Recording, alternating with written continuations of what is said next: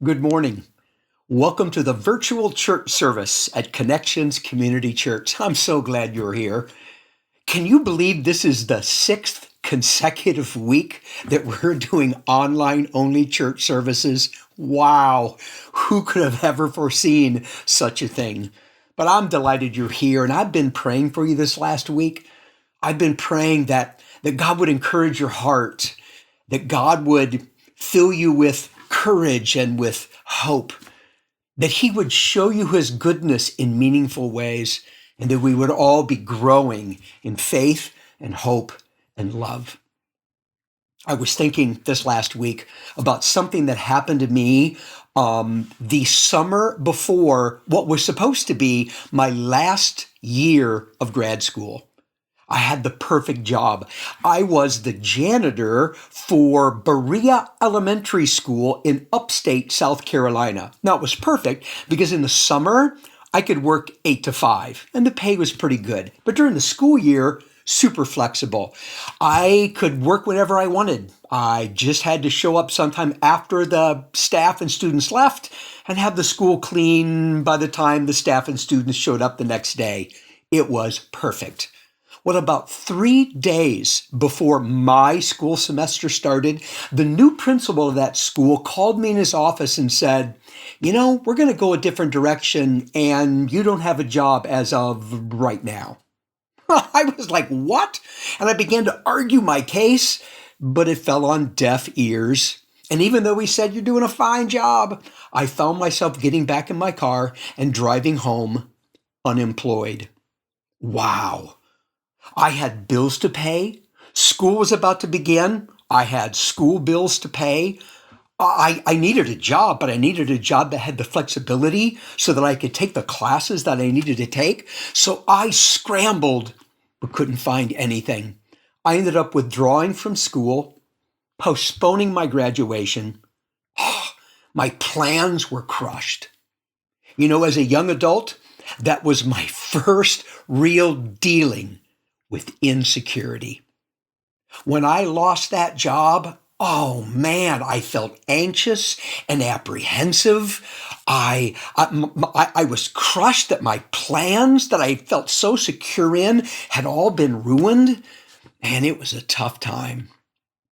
I think in many ways, most people in our country, maybe all people in our country to some degree, are dealing with a level of insecurity.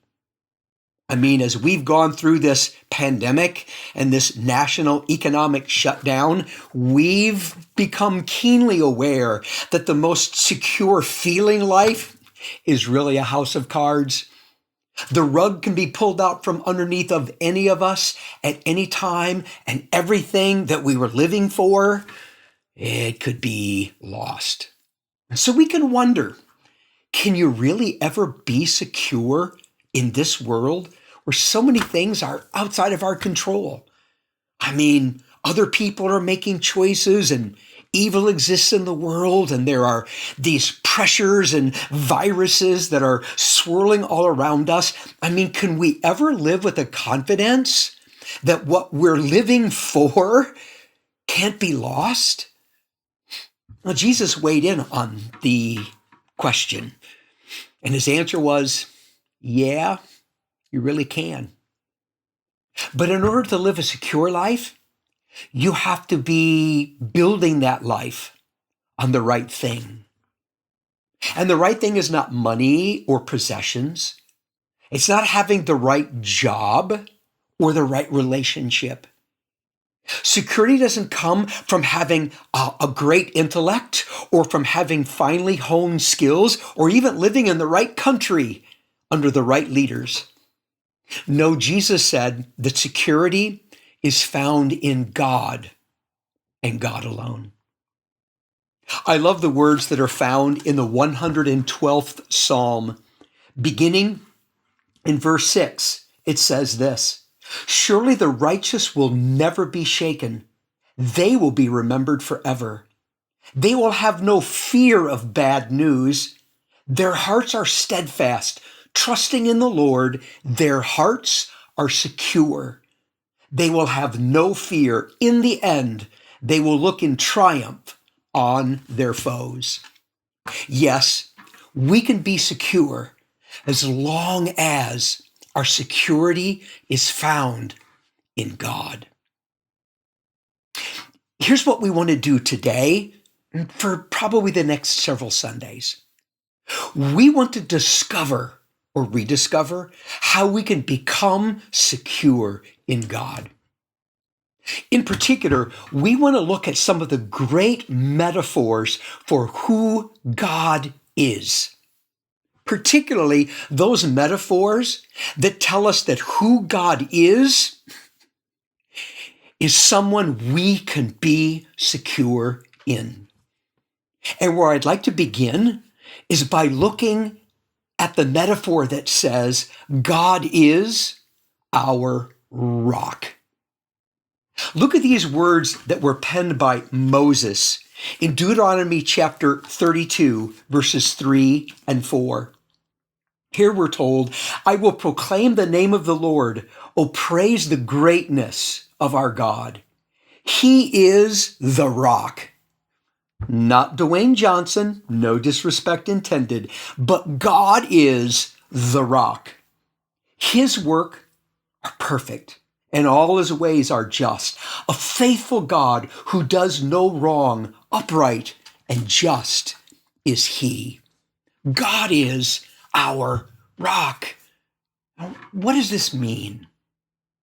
You know, when you boil it down, it simply means that God is the one sure foundation that we can build our lives on.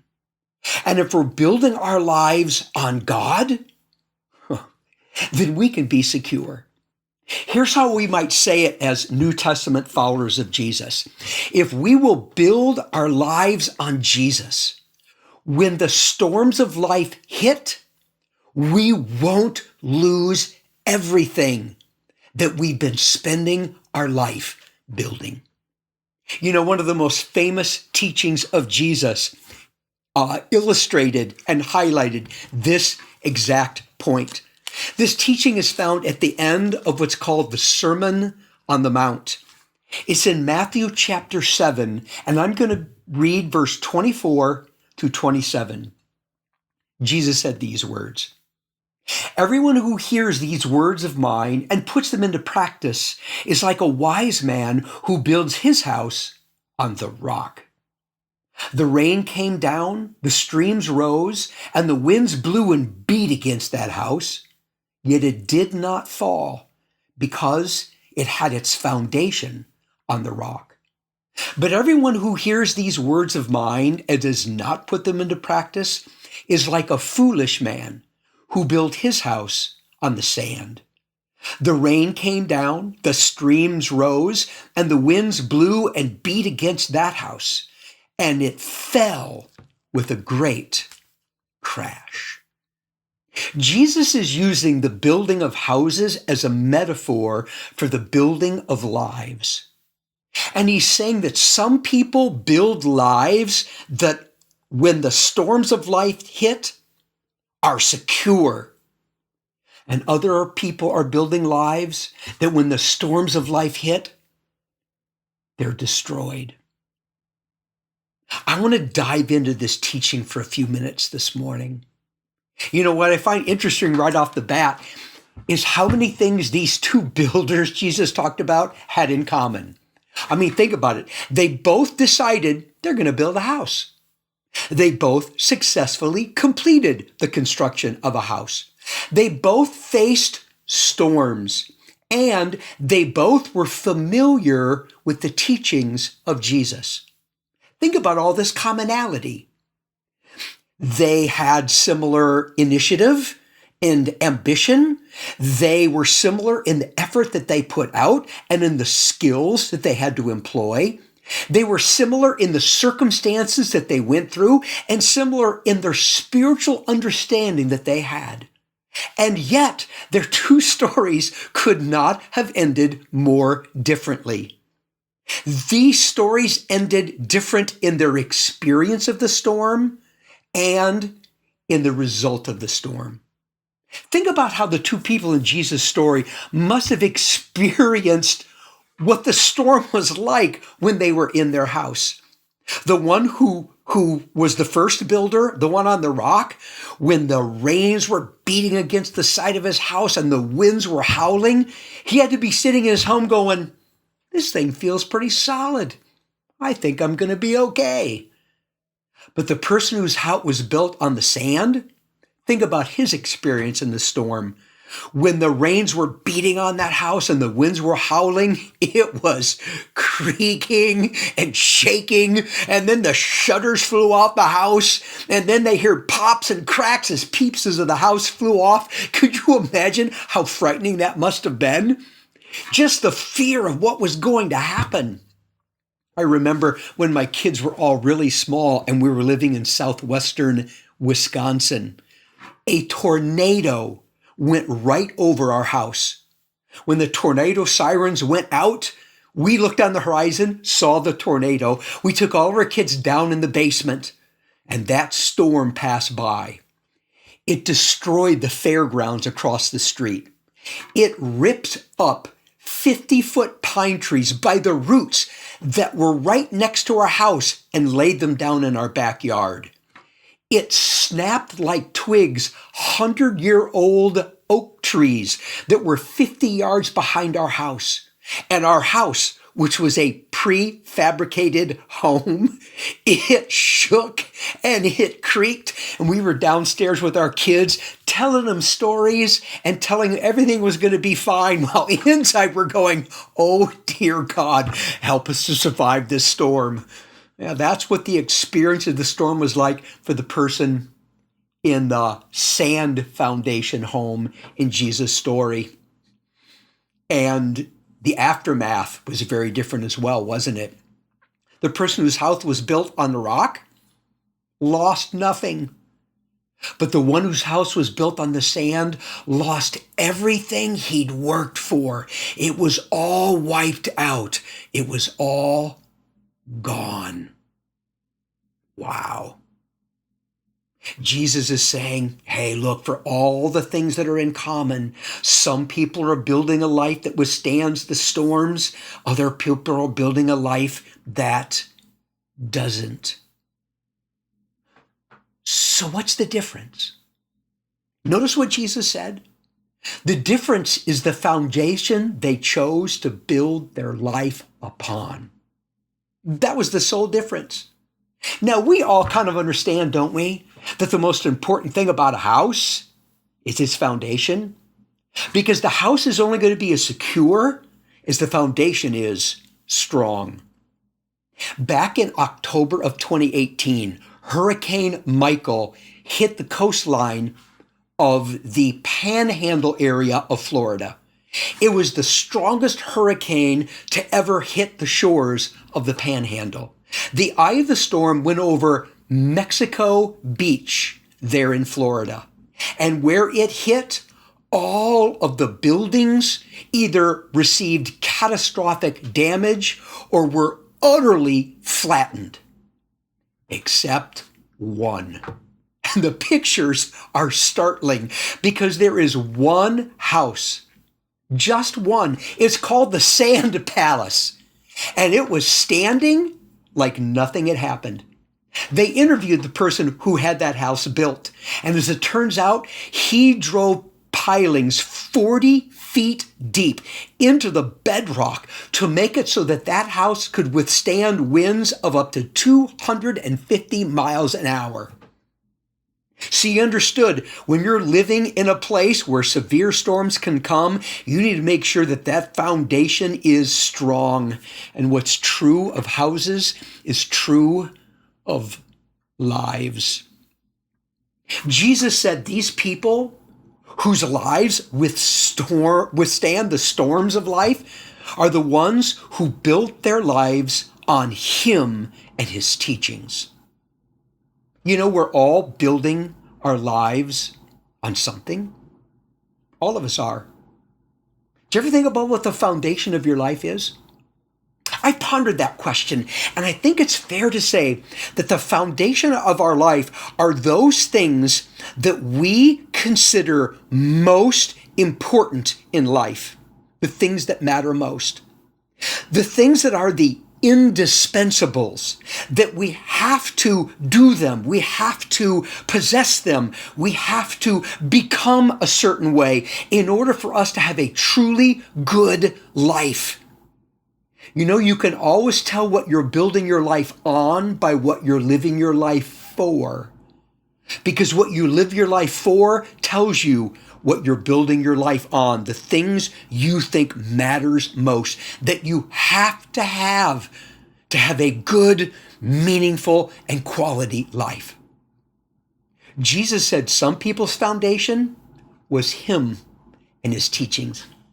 That means that they look at Jesus and what he said, and what Jesus said matters most, they go, that's what's going to matter most to me. What Jesus said you've got to do, these people go, these are the things I have to do. What Jesus said you've got to become, what Jesus said you've got to possess, these people go, these are the things I've got to possess. This is the person I've got to become.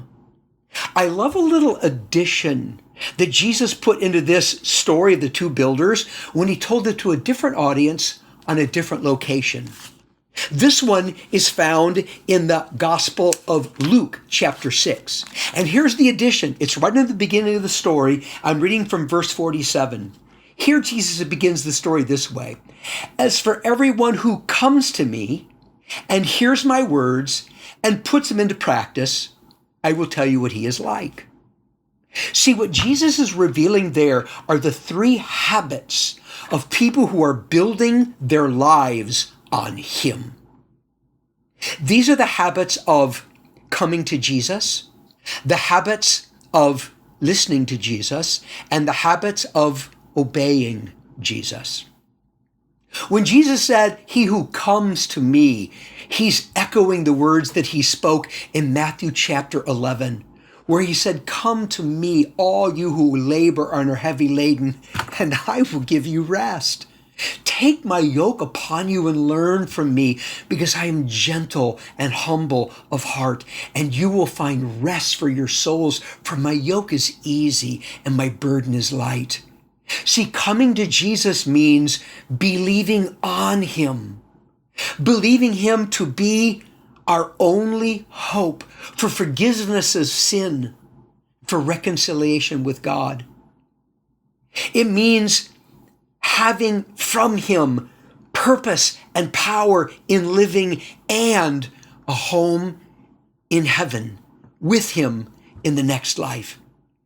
And this coming is not only believing, but it's surrendering, taking his yoke on us, asking him to coach us as to how life is supposed to be lived. This is coming. Hearing him, this is listening to Jesus. And the word is a word that really suggests that this is the kind of listening that leads to understanding. It's really leaning into what Jesus is saying so that we can go, I'm feeling you, Jesus, and I know exactly what you mean by what you say. And then practicing, well, that's conforming our lives to what Jesus taught.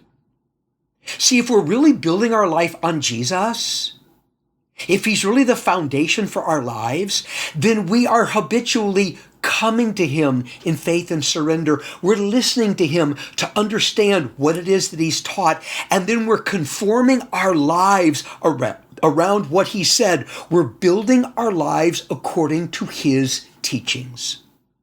Maybe this illustration will help. There used to be this sport in America called football. Can you remember back that far when football was actually something that was played and enjoyed in America?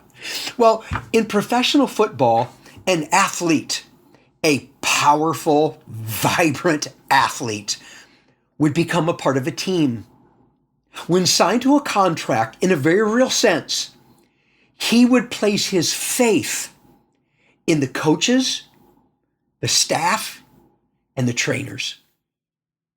And he would listen to what they had to say in order to become skilled at his position, to become more physically fit, to have the right diet, to rehab any injuries and all that sort of thing, and to listen to what the game plan would be.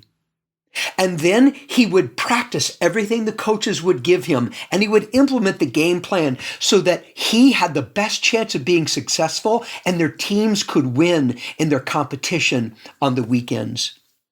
In a very real way, when we join Team Jesus, we go through a similar process. We place our faith for being successful in him and his teachings. We lean into everything he has to say about how to build life, what kind of person to become, what kind of things to do, what to spend our time possessing in this life. And then we implement what he says in the way we go about living our lives. That is building our lives on the foundation of Jesus. And get this, when we do, when the storms hit, we can't lose anything that we have been building with our lives. We can't lose any of it. We can't lose the people who've come to faith because of our efforts. We can't lose the experience of having shared the good news with people. We can't lose the good works and the benefit that we've brought to other human beings. We don't lose the oppression that we have fought against to bring freedom to other people. We don't lose the alleviating of suffering that we've brought people to make their lives a little bit better. And we don't lose the reward that is waiting for us in heaven because of the things we've done here. All the things that truly matter most, that Jesus said we need to do and become and possess. We can't lose any of it when the storms of life come. We might lose a house, a car. We might lose a job. We might lose our life savings. We might lose our health. But we don't look at any of those things as indispensable to an amazing, meaningful, and good life. So while we can grieve the fact that they're lost, we're still completely secure because everything we've lived for, we still have. I had a friend when I was in college. His name was John. And John was in my same fraternity. He was a preacher boy studying to go into ministry. He graduated and he pastored a church in the area where I was still living. He's a good man. He was married, had one precious daughter. Well, one day in the summer, his house caught fire. His daughter was in the house. His wife realized the daughter was in the house when she saw the flames coming from their home. She ran in literally through the flames, found her daughter, grabbed her, took her outside of the house to save her. John came running up, saw that they were burned, rushed them to the hospital while their house and all their possessions burned to the ground. All of John's life savings would be required to pay for medical care and to reestablish their home. And I remember talking to John and about everything he had lost. And he laughed and he said, you know what? None of those things really matter to me. I wasn't living for any of them. I wasn't finding meaning and purpose in any of those things. And I'm confident that God will take care of me as I move forward. Everything that mattered to me survived the fire, and I will be fine. When we live our lives for Jesus, when we're building our lives on him as a foundation, everything we're living for and building always survives the fires of life. And not only do they survive, but we then experience the promise of Jesus when he said, if we'll seek first his kingdom, if we will build our lives on him as a foundation, then he'll make sure that everything we need physically and materially and financially, we will have. They'll be added to us. We won't go without. That is the life represented by the first builder who built his house on the rock.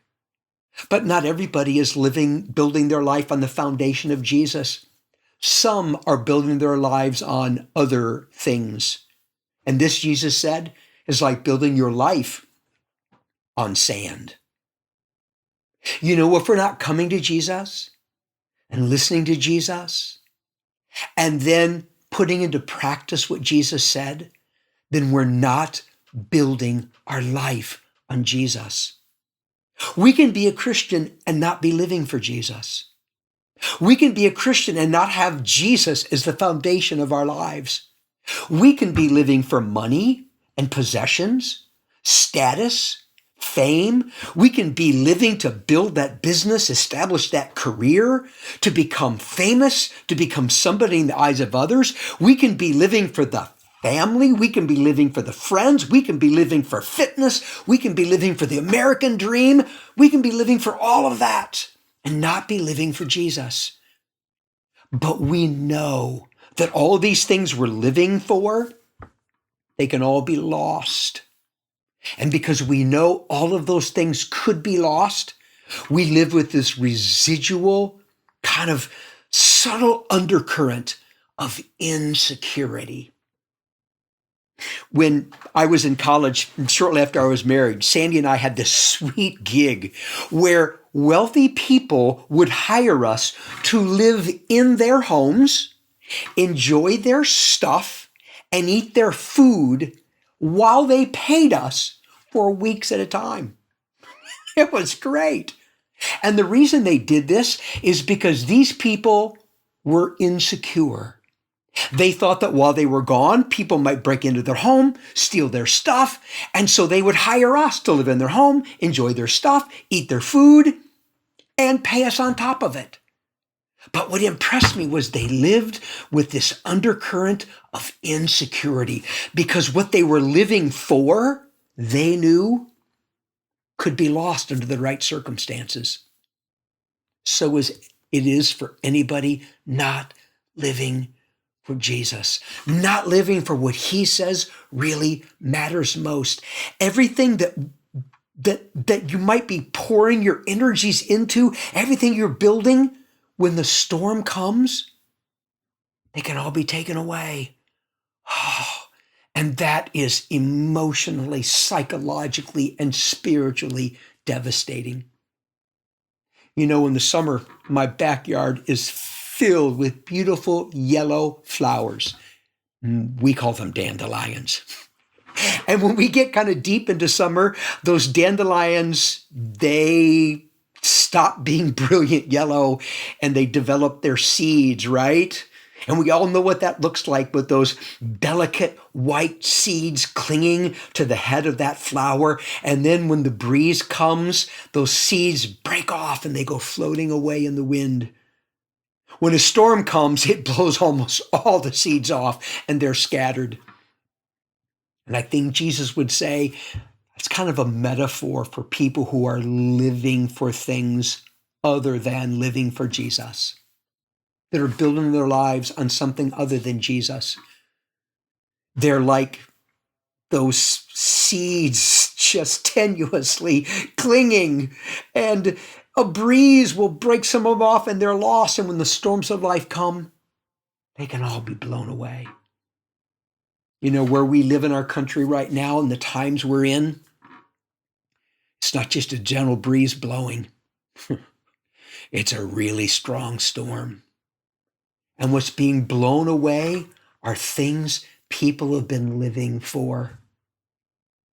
And they feel completely insecure because all they were counting on for a good life seems lost. But God is our rock. He is the one sure foundation for life. And if we're building our lives on him, then the things we're living for can never be lost, no matter how cataclysmic our times become. So, a couple of questions. First, are you feeling insecure? It's okay to admit it if you are, because it is so common amongst good Christian people. Are you feeling like the things that you've been living for, things that you've deemed essential to a good quality life, are being lost? If so, just admit it and come to grips with that's what's actually happening inside of you.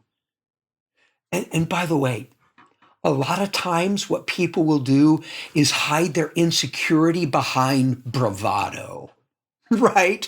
They kind of puff out their chest and I'm not worried about anything. And a lot of times that demeanor is just a mask we put on to try to convince others and ourselves that we're all right when inwardly we're just insecure.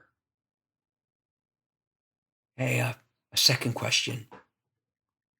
What are you building your life on? What's the foundation? What are those things you have been considering indispensable to a good, meaningful, substantial life? Has it been the things that Jesus said make up that kind of life? Or other things that are really the foundation you've been building on? Third question. What in the teaching of Jesus about the two builders, the wise one and the foolish one, the one who built the house on the rock, the one who built their house on the sand, the one who is building their life on Jesus, the one who is building their life on anything else? What from that teaching might you take to heart this day that could make all the difference in the world at how secure you are as you move into whatever the future holds for you and for us all? Yeah, these are hard times, but God is our rock. Would you pray with me? Father, thank you that you are exactly who you say you are. And Jesus, you are our one sure foundation. We want to build our lives on you. We want to live for the things that you've taught us really matter most. The things that comprise a good, meaningful, awesome life. Please help us build on the right foundation. Would you grant grace and encouragement and strength and hope to everyone listening to my voice right now? And would you strengthen them and help them to build a life that is stormproof? I ask these things in Jesus' name. Amen. Thank you so much for being with us here on this day, joining us for our online service. I want you to know we'll continue to be praying for you all week long. And can I encourage you to hop on our website, my3c.org, click on that hashtag Get Connected tab, where you can discover all sorts of ways that in the present realities, you can get better connected to God, to each other, and to your purpose for life. It's in doing these that we build a life on the foundation of Jesus. God bless you all. I hope you have a wonderful week.